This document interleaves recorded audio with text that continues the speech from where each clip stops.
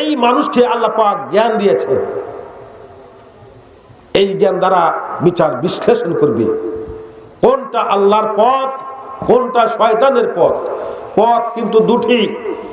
একটি পথ আবিষ্কার করেছেন মহান রব্বুল আলামিন। এই পথের ডেস্টিনেশন, এর ঠিকানা সোজা জান্নাত। এই পথের প্রতীক হলে এই রাস্তা যদি কেউ উঠে যায় তাহলে এই রাস্তাই তাকে নিয়ে যাবে সোজা জান্নাতে। আরেকটা পথ আমাদের কাছে আছে। এই পথের আবিষ্কারক মিস্টার ইবলিস, মানুষের দুশ্মন। ওই ইবলিস মার্কা পথটাও কিন্তু ইবলিসি পথ, আঁকা বাঁকা পথ, সোজা নয়। আমরা যেমন নামাজে বলি ইহদিনাস সিরাতাল মুস্তাকিম, এর অর্থ আল্লাহ তোমার কাছে আমরা সহজ সরল সঠিক পথ চাই, এই পথে আমাদেরকে উঠাও, আমরা এই পথের প্রতীক হতে চাই। এটা নামাজের নিয়ত বান্ধে কই।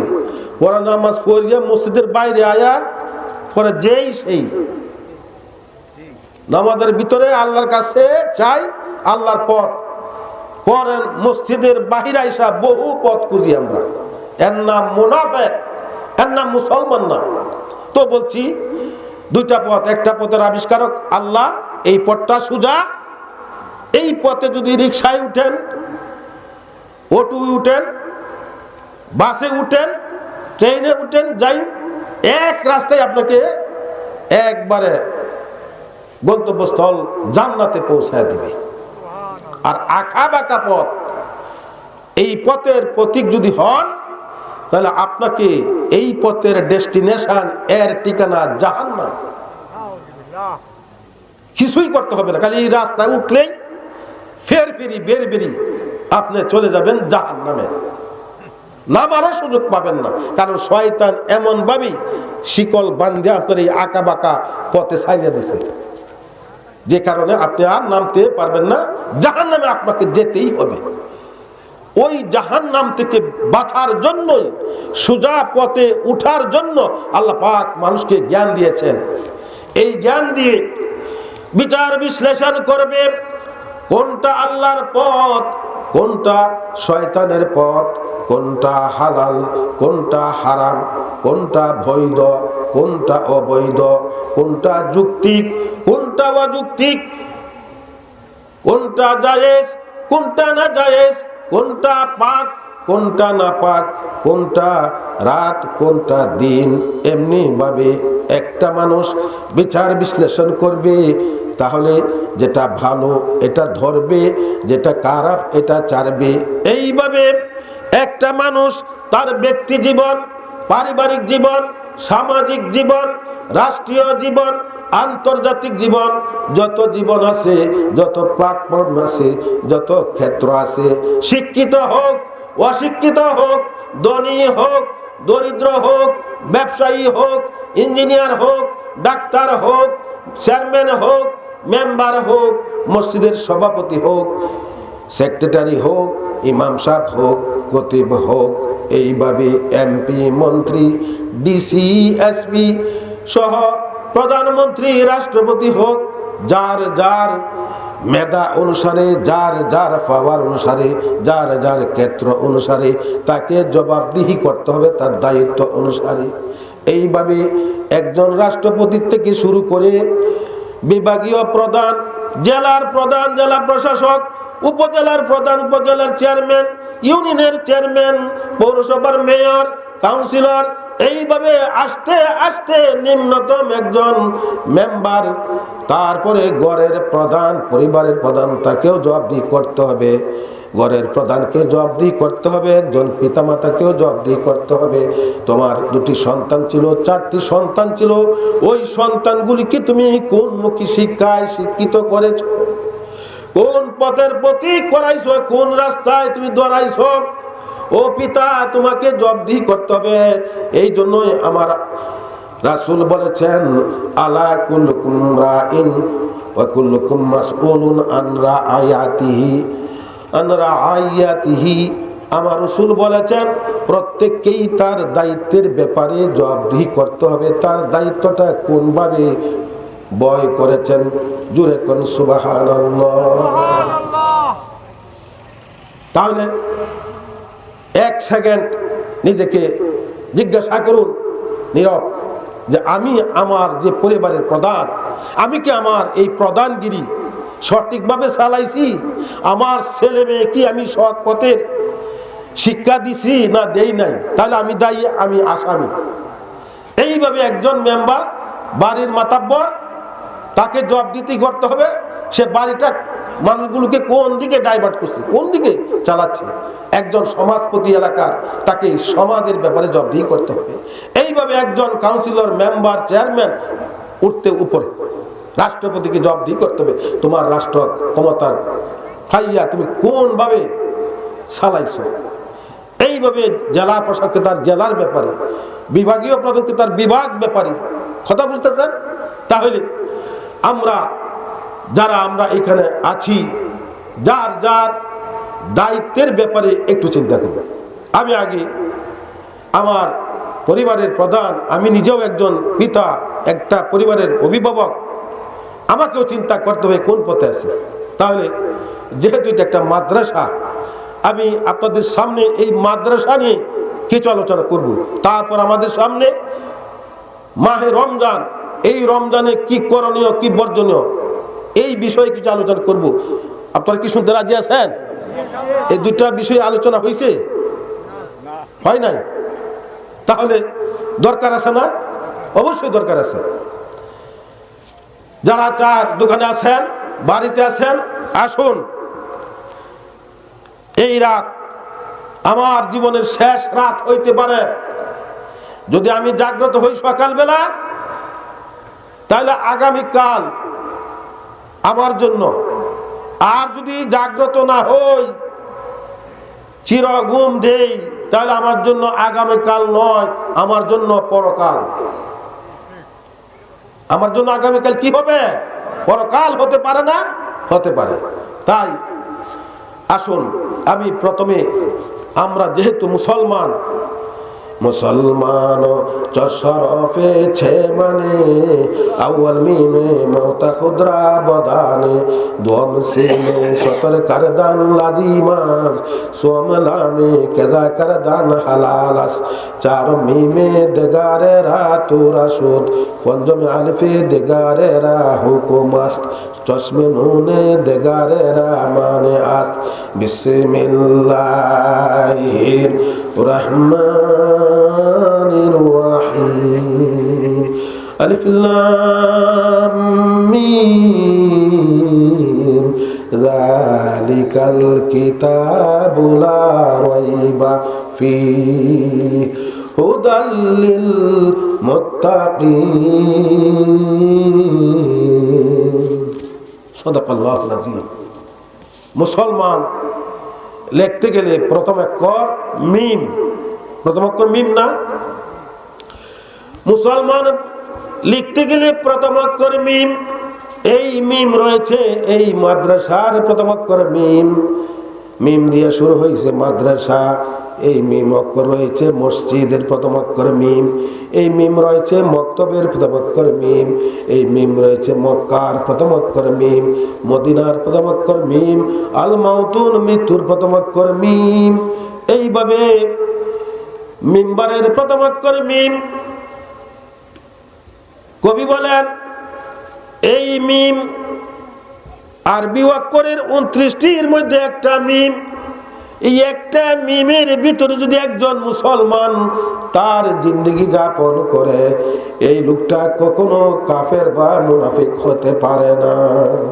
কারণ হইল মিমে ইশারাতে পরামর্শ দেয়, দাবি রাখে, ও মুসলমান তুমি মসজিদের সাথে তোমার যোগাযোগ রাখো। ও মুসলমান তুমি তোমার বাড়ির পাশে মক্তব আছে, মক্তবের সাথে তুমি ভালোবাসা স্থাপন করো। মাদ্রাসা আছে, মাদ্রাসার সাথে তুমি যোগাযোগ রাখো। তুমি যদি ধনী হও, মক্কার সাথে তুমি যোগাযোগ রাখো, মদিনার সাথে যোগাযোগ রাখো। আমার বন্ধুগণ, যে মুসলমান মাদ্রাসার সাথে ভালোবাসা রাখবে, যে মুসলমান মক্তবের সাথে যোগাযোগ রাখবে, যে মুসলমান মসজিদের সাথে যোগাযোগ রাখবে, যে মুসলমান ধনী হইলে মক্কা যাবে, মদিনা যাবে, এই লোকগুলি কি খারাপ হবে না ভালো হবে? ভালো হবে। मदरसा है बागे जन्नत, मुअल्लिम है ये मिस्ले गुल, शहद उसमें इल्मे दिन है, तलबा है बुलबुल। মাত্র ছাত্রী হইল মৌমাছি। মৌমাছি যেমন মধুর চাকি বসে মধু সংগ্রহ করে, আর যে ছাত্র ছাত্রী শিক্ষার্থী এই মাদ্রাসা লেখাপড়া করবে, এই মাদ্রাসা থেকে এলেম নামক মধু সংগ্রহ করবে। জোরে জোরে কোন সুবহানাল্লাহ। অন মেয়ে ছেলে টাকলে দিতে হবে না? দিতে হবে। দিলে কি লাভ হবে, না দিলে কি ক্ষতি হবে, এটা বলবো কোরআনের আলোকে। বলো আউয়াল আলিফ বা তা না খানি, যে কুরআনদার শেখানদান কাই তোয়ানি, কিচে গজদার মুলকে উ আম বাজনে, কাউলে উরাল আনেনে আওয়াজনে। কবি বলেন, ও মুসলমান, তোমার এলাকা দুইটা প্রতিষ্ঠান আছে। একটা আছে বাক বাক পায়রা, মাথায় দিল টাইরা। আরেকটা আছে আলিফ বা তাসা। আলিফ বা তাসা মার্কা মাদ্রাসা মক্তব আছে। আরেকটা তোমার পাশে কিন্ডারগার্টেন আছে। আমি এই কথা বলছি না যে কিন্ডারগার্টেনে দিতে পারবেন না, দেন। প্রাইমারিতে দেন, হাই স্কুলে দেন, কলেজেও দেন, ভার্সিটি পড়ান। আমি শুধু পার্থক্যটা করতেছি, আপনার জ্ঞান দিয়ে বিচার করবেন।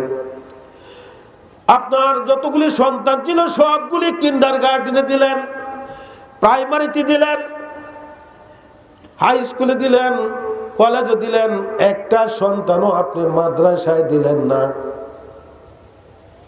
তাহলে আপনার কি ক্ষতি হবে, কি লাভ হবে? আমি এটা আপনার সামনে দেখায় দিতেছি। কিন্ডারগার্টেনে প্রাইমারিতে পড়ানো হয় এ বি সি ডি, এইভাবে জেড পর্যন্ত যাবেন। তারপরে সর সরায় রসুই দীর্ঘই, এইভাবে যত বাংলা বর্ণ আছে, আর এই বাংলা বর্ণ দিয়ে যত শিক্ষা আছে, যত ডিগ্রি আছে সব নিলেন। এ বি সি ডি দিয়া যত সার্টিফিকেট আছে সব নিলেন। দেশীয় বিদেশি সব ডিগ্রি আপনার সন্তান অর্জন করলো, লক্ষ লক্ষ টাকা খরচ করলেন।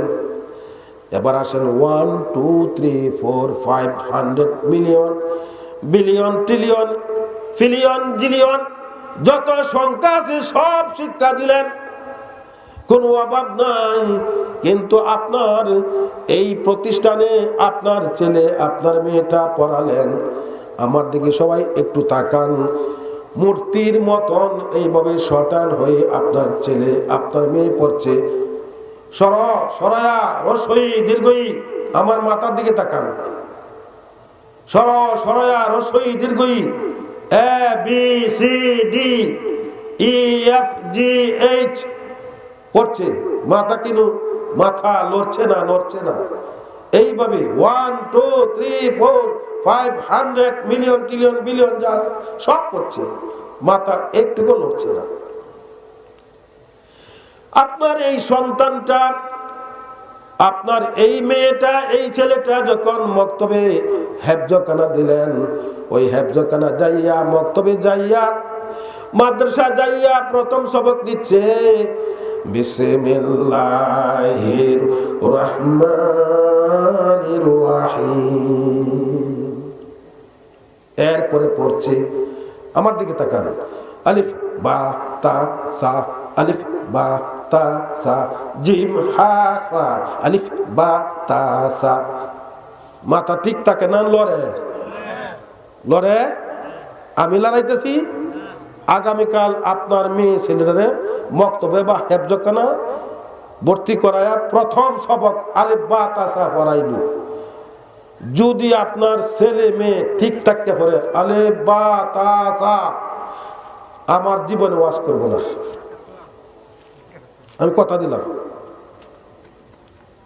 আপনার এই ছেলেটা, এই মেয়েটা, যে ছেলেটা কিন্ডারগার্টেনে পড়ছে, সরাসরি রশি দুর্গি ABCD মাথা লড়ে না, মূর্তির মতন সোজা।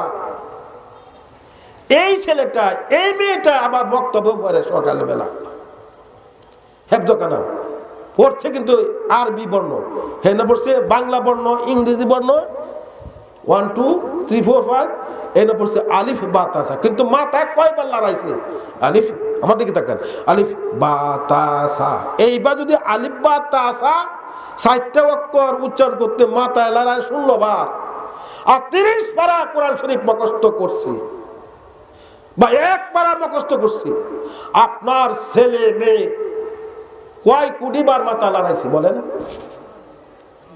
জোরে বলবেন না সুবহানাল্লাহ? আমার বন্ধুগণ, এই যে আপনার এই কই সন্তান কিন্ডারগার্টেনে, প্রাইমারিতে শিক্ষা 2 প্রকার, একটা হলো বাম ভিত্তিক শিক্ষা, আর একটা হলো ডান ভিত্তিক শিক্ষা। এটা ডান, এটা তো বাম। বাম ভিত্তিক শিক্ষা আর একটা হলো ডান ভিত্তিক শিক্ষা। আমাদের দেশে 2টা শিক্ষা রয়েছে, 2মুখী, একটা হলো ডান ভিত্তিক আর একটা হলো বাম ভিত্তিক। ডান দিক থেকে শুরু হয় আলিফ বা তা সা জিম হা খা, আর বাম দিক থেকে শুরু হয় সর সরায় রস্বই দীর্ঘই ABCD 1 2 3 4 5। ঠিকটা বেঠিক? যে সন্তান প্রাথমিক শিক্ষা, একজন বাবা দায়িত্বশীল, একজন মা দায়িত্বশীল, একজন চাচা দায়িত্বশীল, একজন মামা দায়িত্বশীল, বড় ভাই দায়িত্বশীল, বড় বোন দায়িত্বশীল। এই দায়িত্বশীল ব্যক্তি যদি তার সন্তানকে ডান ভিত্তিক শিক্ষা না দিয়ে বাম ভিত্তিক শিক্ষার ফাউন্ডেশন দেয়, তাহলে এই শিক্ষা যত উপরে যাবে, বাংলাদেশ শেষ করে বিদেশি শিক্ষাও যদি নেয়, এই শিক্ষা কিন্তু তার দুর্বল হবে। এই শিক্ষা দিয়ে সে জান্নাত খুঁজে পাবে না। বলতে পারেন হুজুর আপনি তো কেমন কেমন কথা, আমরা তো ইংরেজি শিক্ষিত, আমরা তো MA পাস, BA পাস, আমিও কিন্তু BA পাস, আমি কিন্তু বাংলা ইংরেজি পড়েছি, আমি সরও পড়েছি, ABCDও পড়েছি, 1 2 3ও পড়েছি, ফাজিল ইংলিশে পাস করছি, আমি গরুদলতে ডিগ্রিও করেছি, আলিয়া লাইনে ট্রিপল টাইটেল, তার মানে 3 সাবজেক্টে MA করেছি। আমি আমার ভিতরে আলিফ বা তা সা আছে, আমার ভিতরে সরাও আছে, আমার ভিতরে ABCDও আছে, আমার ভিতরে 1 2 3 4 5 আছে।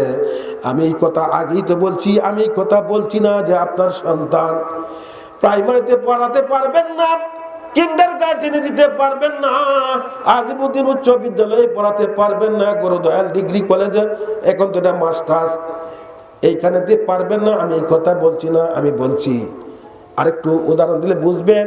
আপনি 7 তলা বিল্ডিং করবেন, 7 তলা বিল্ডিং করার জন্য আপনার 1 নম্বর ইঞ্জিনিয়ার রাখতে হবে, 1 নম্বর প্ল্যান প্রোগ্রাম করতে হবে, প্ল্যানিং করতে হবে, তারপরে 1 নম্বর সিমেন্ট, 1 নম্বর ইট, 1 নম্বর লোহা, 1 নম্বর গাঁথনি, এইভাবে যত কাজ করবেন 1 নম্বর হইতে হবে। আমিও 5 তলা বাসার ফাউন্ডেশন দিয়েছি, 2য় তলা কমপ্লিট। আমার বন্ধুগণ, এটা যদি আপনি বুঝেন, আমি 7 তলা করব, বিল্ডিংটা আমার কোটি কোটি টাকা যাবে, কাজেই ইঞ্জিনিয়ার দুর্বল, ইট দুর্বল, বালু দুর্বল, সিমেন্ট দুর্বল, কাজকর্ম দুর্বল করলে আমার ক্ষতি হবে।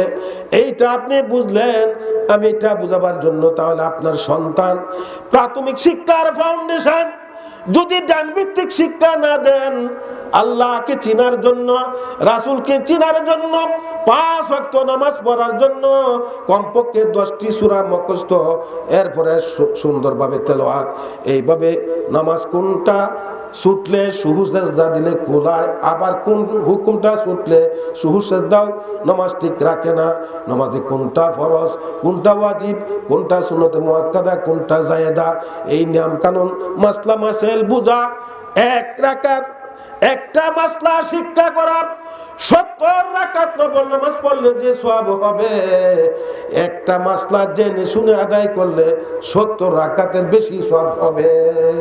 এই জন্যই আপনার সন্তান যদি প্রাথমিক শিক্ষার ফাউন্ডেশনটা না দেন, আগেই বাম ভিত্তিক শিক্ষার ফাউন্ডেশন দেন, তাহলে নিচের তালা যদি 2 নম্বর কাজ হয়, 2 নম্বর প্ল্যানিং হয়, তাহলে 7 তলা বিল্ডিং একদিন ভেঙে চুরমার হয়ে যাবে।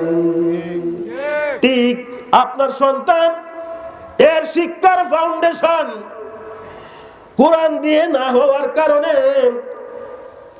একদিন দেখবেন এই শিক্ষা দিয়ে আপনার কোনো কাজ আসবে না। এটাকে বলা হয় শিক্ষিত মূর্খ। এটা কি বলা হয়? শিক্ষিত মূর্খ। লোকটা যেহেতু MA pass, BA pass, Alef বাতাসা নাই, আলহামদু সূরা নাই, হ্যাঁ আল্লাহ নবীর নাম নাই, কিচ্ছু নাই, এই ফুজিকালি, এই লোকটাকে আপনি আস্থা মূর্খ বলা যাবে না, আমি বলতে পারি। এর জন্য নাম দিলাম শিক্ষিত মূর্খ। কি মূর্খ? শিক্ষিত মূর্খ, যার ভিতরে কি নাই? নামাজ রোজা আল্লাহ বিল্লাহ কিচ্ছু নাই।